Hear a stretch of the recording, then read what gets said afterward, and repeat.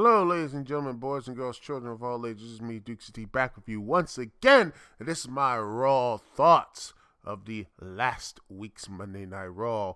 And this is the Survivor Series Go Home show. So, what is going to be the stakes going into the premium live event? What matches will be set up? And all the other tricks and trimblings and everything else going into the show. Anyway, to start off with Gunther and Damian Priest, with Gunther having an interview and then Damian Priest interrupting it, saying that he had to kill a vibe, but then after he lost to Cody Rhodes, he doesn't, he lost his aura, as the kids say. And then, Gunther, takes the microphone and then bam! Hits Damian in the head, and then just, keeps beating him up. Then he takes down and hits him with a nice clean lariat. But then Damian Priest gets back up, beats him down, puts him to the post, and then just sets him up for the Razor's Edge. And through the announce desk, the momentum is surely with Priest, and Gunther is looking completely and totally weak.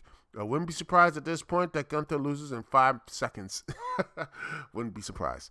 But anyway, we get to Bianca Belair and Naomi talking backstage who's going to replace Jade Cargill, who was injured the previous Friday Night SmackDown. Then Io Sky says pitches Kairi Sane, which makes sense because, damage control. And Kairi Sane's a pretty good backup. Naomi says it's barely. Bianca doesn't like either option. I don't know why. Kairi Sane, come on, she's good. And they have a nice connection to it. They have good chemistry, so why not?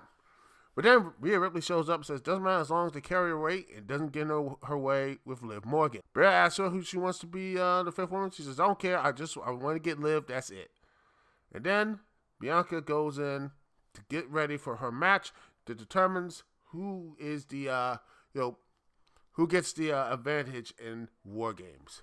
And then we get to the LWO taking on the American-made, or as I like to call them, the WE version of Diamonds in the Rough, Brutus and Julius Creed. And honestly, this was great. Back and forth. Dragon Lee shows his his great stuff. Mysterio shows how great he is. And Brutus and Julius Creed just, shows how great they are, and you wonder why they're not tag team champions ruling the entire division yet. But at the end of the day, great tag match, even though a ton of commercials, which is the problem with most of these Raws. And then old Shag Gable comes in, turns the mask around, and they win the match. And by the way, this was a turn on tag match, so I don't know why they need to do a ref distraction. So, whatever. So yeah, American Way finally gets a victory. Huzzah! They beat the LWO, so they're getting closer to being tag champions. Hopefully, please. Next up, you have Judgment Day talking around, and R-Truth rolls up. He just does his R-Truth thing. And then next thing you know, he's like, why are you here? He needs to probably hire from Butch or Pete Dunne. Oh, God, that thing. And instead of finish, he's going to hire, the place to hire from him if he sticks around. And then Truth says, dinner, family one, Thanksgiving is canceled. And they're all like, what? And they're like, okay. Then, they're getting to get serious, and Baylor gives Dominic Duff for losing the Warriors, but admit they signed him up. And that's why it makes them good teammates, and that's how Survivor Series is going to be great for them. There's no leaders, but when everyone listens to Finn, they're one big, happy, successful family. Yep, and Braun Breaker versus Ludwig Kaiser is up next. I don't know what they're doing with Braun Breaker. He's a face, he's a heel, he's just slowly becoming the Big Show of he's just like, he turns, he doesn't turn, he turns, he doesn't turn. The crowd wants to cheer for him, but he just does these heel things and such, which is just, I don't get it. And I love Ludwig Kaiser. Everything, I think he is just slowly getting that position. And I wouldn't be surprised he has a very good Royal Rumble appearance, personally. And then it looks like he might actually do something.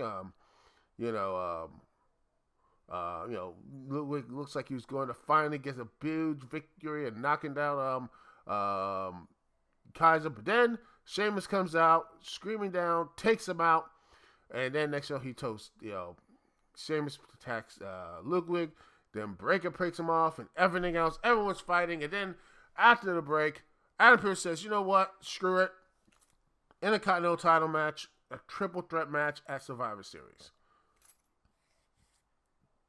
Then we get a little segment with a repackage of the Bloodline feud with CM Punk being entered thanks to the Wiseman, Paul Heyman, into the 5-on-5 whole situation there. Sami Zayn, and then we get to a Sami Zayn and Usos interview backstage. Zayn says, as far as they've been told, CM Punk and Roman Reigns are going to have a chat on Friday. Sami doesn't know if he can trust Punk, but Big Jim Uso says that the Wiseman says you can trust him, you can trust him. And main event, Jey Uso announces the advantage match for him against the Sumerian Werewolf, Jacob Fatu. Then we get to the Tag Team Championship match as Judgment Day, Finn Balor, and JD McDonough take on the War Raiders. And honestly, if I was doing this, just had the War Raiders beat them in 2 seconds, and like in a minute or two, and become new tag champions. But no, the match was going back and forth. It was decent, but then guess what? Judgment Day come out and they just do their shenanigans like they did last week or whatever. Take out the War Raiders. 1, 2, 3. They win, and they just. I'm tired. I'm just tired of this whole reign. I don't know. I hate this. I hate this reign. I wish the War Raiders won. This whole tag team experiment, the tag team thing has just become a farce, and they should just, drop the belts again. Drop the belts. At this point, I wish Finn takes the pin, or I don't care who takes the pin for Judgment Day. Finn, JD McDonough, Carlito, I don't care. Just get the tag belts off them. Get the tag belts off of them. Anyway, we get to New Day. They're going to talk and saying, you know what, he apologized for the strikes and talks about the great day anniversary celebration is. So they're getting hyped up for it. So they're coming in and having, they're going to be talking about that for their next match. Then we get to our next match, Alpha Academy versus the New Day. And the New Day comes in. They come in and saying who's going to start. Kingston to start, but Woods tags himself in. Oh, man. Otis takes both down, tags Tozawa, and then he does to the diving senton and wins in the quick version. This quickest match, and I think probably the quick match. I don't know what it was. Maybe they got the things reversed or something, the finishes reversed or something. Because I think this should have been the finish here. Judgment Day, you'll have a little dissension, and then the War Raiders just completely destroy them. There. That would have been interesting. But instead we get this. And then, post-match, Alpha, after the Academy wins, they argue, and boys and girls, this looks like this could be the end of it. Kofi, it's like, oh, why you don't do this? But this is why you don't call back. You never let me tell you. And then Kofi says, there's a reason why exactly. You know why we don't let you and him never let him call the shots? Because you're too reckless. Who fumbled the King of the Ring crown? Who fumbles his title shot? Who fumbles it? You are too reckless, Xavier. George says Kingston is too timid to win a title without him, and he's the reason he became champion. And it says, no, man. He was a Hall of Fame when he debuted, and last he checked, Woods hadn't won a single championship by himself. Xavier says, you know what, he's never been world champion. Says Xavier has never been world champion because he's not good enough, and that's not his fault. Woods says he's good enough to fight for him, good enough to take his beatings, good enough to believe him, and turn to Kofi Mania. And then what happened? He pissed it away in 6 seconds. And Kofi's like, boy, he's like, if he was anyone else, was like, what? You get mad? And then oh boy, we'll see each other next week. Yeah, it looks like the New Day look like they're going to finally break up. Finally. The Miz, by the way, the Miz and Final Testament said the Wise here. Karen Cross tells Scott to stay behind. Then next, the Wyatt sees the Wyatts. I think one of the Wyatts come out saying, oh my gosh, Scarlett was attacked by one of the Riot, by Nikki Cross. So, yeah. It looks like this is going to be continuing. Yeah. Oh, by the way, Dune says, exactly, saying that Pete Dunne and Truth look like they're gonna have a match at Raw probably eventually about this whole situation. Then we had like a footage earlier tonight with WWE's Intercontinental Championship next week.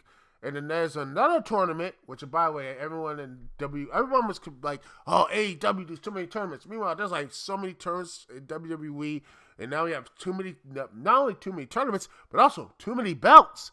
They're quiet about all that. Very quiet. Just saying. Then we get to the War Games team saying, chanting about how important the part is Bianca Belair, so they have a 5-3 advantage, saying it's already done. They already took out Jade. Now they're going to take out Bianca, and that is it. Then we get to a commercial. Solo Sikoa has a really good promo. In fact, Solo Sikoa's only good thing is his promos at this point. That is match quality because, seriously, everyone else around everyone else around him is just completely better at him and all the other stuff. But he can cut a decent promo.